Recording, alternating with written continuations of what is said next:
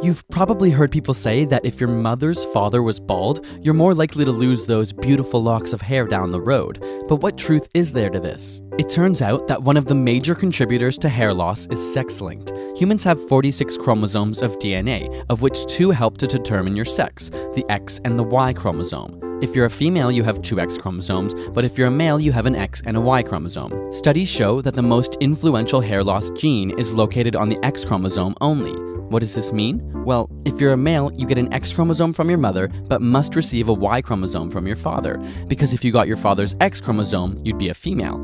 So if one of your mother's X chromosomes has this hair loss gene, you have a 50-50 chance of getting it from her.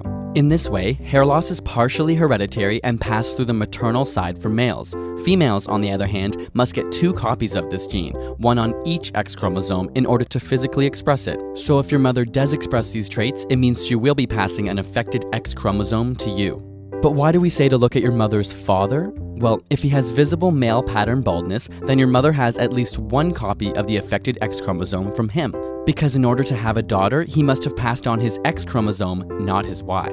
The thing to note here is that this is just one of the contributors to hair loss, and while it's thought to be the most significant, many studies have found other hair-linked genes which aren't sex-linked at all, including some on the Y chromosome, meaning they can be transferred from both the mother and the father.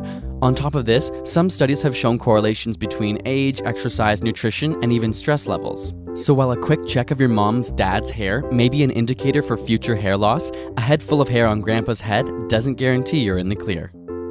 Got a burning question you want answered? Ask it in the comments or on Facebook and Twitter, and subscribe for more weekly science videos.